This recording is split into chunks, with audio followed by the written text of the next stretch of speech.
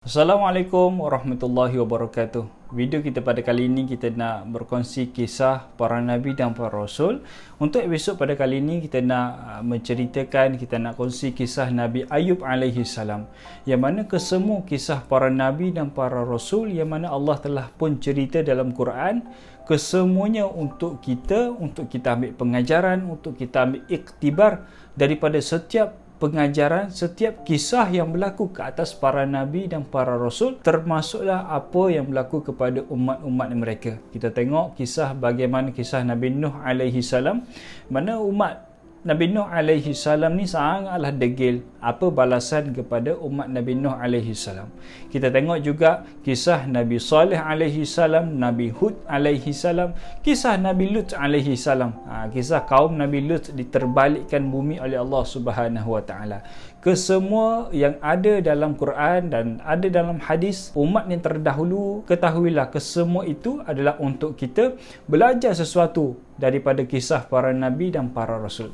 Jadi kisah Nabi Ayub alaihi salam ni, Nabi Ayub ni merupakan di antara nabi dan rasul yang ada dalam Quran, yang mana Allah tulis nama Nabi Ayub alaihi salam, dan Nabi Ayub ni keturunan daripada Nabi Ishaq ibn Nabi Ibrahim alaihi salam, yang mana Nabi Ayub ni di antara nabi dan rasul daripada Bani Israel. Kan dalam video yang sebelum ni saya ada bagi tahu yang mana Nabi Ibrahim, bila mana daripada nasab keturunan Nabi Ibrahim kepada Nabi Ishaq, maka daripada situlah bercambah sangat ramai para nabi dan rasul daripada jalur Nabi Ibrahim, ataupun khususnya daripada jalur Nabi Ishaq alaihi salam. Maka Nabi Ayub ni Allah bagi anugerah kepada dia adalah seorang yang soleh, seorang yang alim, dan seorang yang kaya di usia yang muda. Jarang ada nabi yang kaya di usia muda, ataupun bahasa mudahnya, jarang ada nabi yang kaya.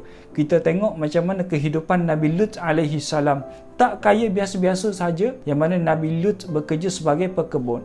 Bagaimana kisah Nabi Ibrahim pun tak kaya juga. Kita tengok pula bagaimana kisah Nabi Nuh alaihi salam pun tak kaya, biasa-biasa saja. Tapi Nabi Ayub alaihi salam Allah bagi anugerah yang mana dia di antara para nabi dan para rasul yang memiliki kekayaan di usia yang muda. Kita tengok macam mana Nabi SAW menceritakan kekayaan Nabi Ayub alaihi salam yang memiliki banyak tanah, dan di atas tanah Nabi Ayub banyak sangat tanaman, dan kesemua tanaman daripada Nabi Ayub itu semuanya segar-segar. Dan Nabi Ayub juga memiliki haiwan ternakan yang sangatlah banyak, dan kesemua haiwan ternakan daripada Nabi Ayub, kesemua haiwan ternakan kelas A yang mahal punya, yang mana disebabkan itulah bila mana mempunyai tanah yang besar, tanah yang luas, tanaman yang subur dan sangat banyak, haiwan ternakan pun sangat banyak, dan semestinya Nabi Ayub memerlukan orang yang menguruskan. Disebabkan itulah Nabi Ayub memiliki pekerja yang sangat ramai. Pekerja Nabi Ayub wallahu alam sangatlah ramai. Bayangkan apa jua masalah penduduk kampung itu alami,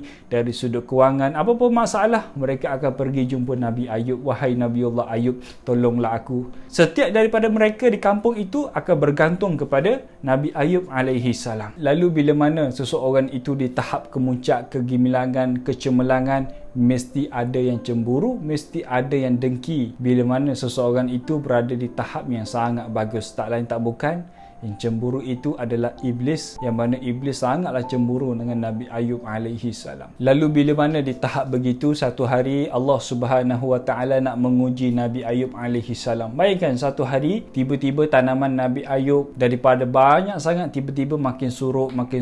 Tanaman Nabi Ayub dimakan oleh binatang. Banyak tanaman Nabi Ayub rosak, tak boleh nak dijual balik dan sebagainya, dan pekerja Nabi Ayub mula berkurang. Dan Allah tambah lagi ujian kepada Nabi Ayub, yang mana Allah tarik nyawa orang yang rapat dengan Nabi Ayub. Tak lain tak bukan, Nabi Ayub memiliki 12 orang anak, dan kesemua 12 orang anak Nabi Ayub Allah tarik nyawa mereka. Bayangkan daripada ada kekayaan yang sangat banyak, tiba-tiba jatuh dengan mendadak. Allah uji Nabi Ayub. Bahkan tak cukup dengan itu, tak cukup dengan ujian kekayaan, Allah jadikan ujian kemiskinan. Allah uji Nabi Ayub dengan ketiadaan anak, Tak cukup dengan itu, ramai di antara isteri Nabi Ayub lari. Hanya tinggal seorang sahaja isteri Nabi Ayub yang setia dengan Nabi Ayub alaihi salam. Allah uji lagi Nabi Ayub dengan mana Allah bagi satu penyakit yang mana Allah dan Rasul tak khabarkan, tak bagi tahu apa bentuk sakit yang Nabi Ayub alami. Bahkan Nabi Ayub pun tak ceritakan apakah bentuk sakit yang dialami oleh Nabi Ayub alaihi salam. Sampaikan menyebabkan penyakit Nabi Ayub itulah yang menyebabkan isterinya makin seorang keluar daripada rumah, sehinggalah tinggal seorang yang menguruskan Nabi Ayub alaihi salam. Tak cukup dengan itu, masyarakat kampung ketika itu melihat kejatuhan Nabi Ayub dan melihat penyakit yang ada kepada Nabi Ayub. Mereka takut yang penyakit yang ada kepada Nabi Ayub itu berjangkit kepada mereka. Disebabkan itulah mereka memulau Nabi Ayub, menghalau Nabi Ayub daripada kampung itu. Bayangkan, sebelum itu Nabi Ayublah tempat mereka bergantung. Sebelum itu Nabi Ayublah tempat mereka mengadu. Sebelum itu Nabi Ayublah tempat pertolongan. Tapi bila mana Nabi Ayub tak mampu nak tolong mereka, bila mana Nabi Ayub dijatuh kemiskinan, mereka memulau Nabi Ayub. Bahkan mereka tak membantu langsung Nabi Ayub alaihi salam. Maka ketika itulah Nabi Ayub hanya redha kepada Allah Subhanahu wa taala. Bahkan tak pernah mengadu, mengeluh kepada Allah. Diceritakan oleh para ulama, ketika mana Nabi Ayub diuji oleh Allah dengan ujian kejatuhan miskin, apa Nabi Ayub buat? Dia menambah lagi ketakwaan ibadah yang kepada Allah Subhanahu wa taala. Allah uji Nabi Ayub lagi dengan ketiadaan anak, 12 orang anak semua meninggal. Apa Nabi Ayub buat? Dia tambah lagi ibadah kepada Allah. Bila mana datangnya penyakit, apa Nabi Ayub buat? Dia tambah lagi ibadah kepada Allah. Dalam sepanjang Nabi Ayub diuji oleh Allah, satu pun Nabi Ayub tak pernah mengeluh. Wahai Allah, aku sakit. Satu pun tak pernah Nabi Ayub mengeluh. Kerana apa?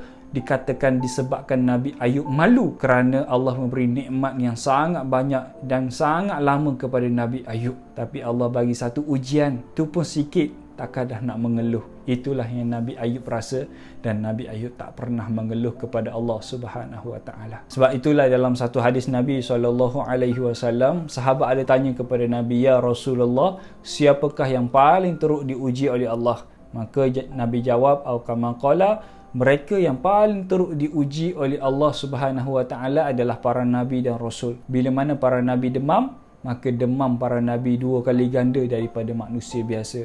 Bila mana para nabi sakit, 2 kali ganda lagi teruk sakit nak dibandingkan dengan manusia biasa. Bila mana para nabi diuji 2 kali ganda lebih berat kalau nak dibandingkan dengan manusia biasa. Itulah para nabi yang Allah pilih khusus buat mereka, yang mana ganjaran mereka tak lain tak bukan syurga Allah Subhanahu wa taala. Lalu bila mana Nabi Ayub ni diuji oleh Allah bertahun-tahun lamanya dengan semua kehilangan dari sudut harta, dari sudut keluarga dan sebagainya, maka sehinggalah menyebabkan penyakit Nabi Ayub itu menyukarkan Nabi Ayub untuk beribadah kepada Allah. Dan ketika itulah isteri Nabi Ayub kata, "Wahai suamiku, kenapa kamu tak nak meminta bantuan daripada Allah? Kenapa kamu tak mau mengadu kepada Allah Subhanahu wa taala?" Lalu Nabi Ayub tengok dengan keadaan dia, miskin dia tak kisah, kehilangan harta dia tak kisah, dia redha, kehilangan anak dia redha. Tapi bila mana dia tengok diri dia makin sukar untuk beribadah kepada Allah, ketika itulah dia mengangkat tangan, dia bagi tahu kepada Allah. Ringkas, sangat ringkas, "Ya Allah, aku tengah sakit wahai Allah." Itu sahaja. Tanpa dia menyatakan sakit apa, tanpa dia menyatakan yang dia dah sakit berapa lama, tanpa dia menyatakan yang dia kemiskinan, kehilangan itu, kehilangan ini, tidak. Dia hanya menyatakan, "Ya Allah, aku hanya sakit." Dan ketika itulah Allah kabulkan doa Nabi Ayub, yang mana datang satu air, maka Nabi Ayub rendam kaki dan badan dia, ke semua penyakit itu hilang. Dan disebabkan kesabaran Nabi Ayub itulah Allah beri kegembiraan kepada Nabi Ayub. Disebabkan Nabi Ayub sabar dengan ujian, Allah beri kegembiraan kepada Nabi Ayub, yang mana kekayaan Nabi Ayub daripada sikit lagi banyak sampailah jadi kaya balik. Allah beri kepada Nabi Ayub pula anak-anak yang baru. Allah beri kegembiraan, kebahagiaan yang baru buat Nabi Ayub alaihi salam. Itulah kisah Nabi Ayub. Dan kita tengok macam mana pengajaran kisah Nabi Ayub. bila mana manusia berada di kemuncak kekayaan, dengan sekelip mata sahaja Allah mengambil kesemua harta dan anak-anak Nabi Ayub sekelip mata menjadi miskin, sekelip mata kehilangan perniagaan, sekelip mata kehilangan kesemua pekerjaan, tiba-tiba jatuh miskin dan kesemua manusia memulau Nabi Ayub. Apa Nabi Ayub buat? Sabar, sabar, sabar. Itu di antara yang kita boleh ambil pengajaran yang sangat jelas. Sebab itulah bila mana datangi masalah, nombor satu, sabar dan fikir kenapa masalah itu datang kepada kita. Mesti Allah nak kita belajar sesuatu daripada masalah itu. Wallahu alam, kita jumpa dalam episod yang seterusnya, kisah Nabi Syuaib alaihi salam. Assalamualaikum. Yang mana kaum Madian ni sifat mereka suka menyembah pokok. Disebabkan itulah ada setengah riwayat yang menggelarkan kepada mereka Ashabul Aikal, yang mana mereka menyembah pokok, letak makanan di hadapan pokok. Bahkan ugutan yang mereka terima bukan ugutan main-main, bahkan ugutan itu untuk membunuh. Wahai Syuaib, kalau kamu bukan daripada kalangan kami, nescaya kami akan halau kamu, kami akan bunuh kamu wahai Syuaib.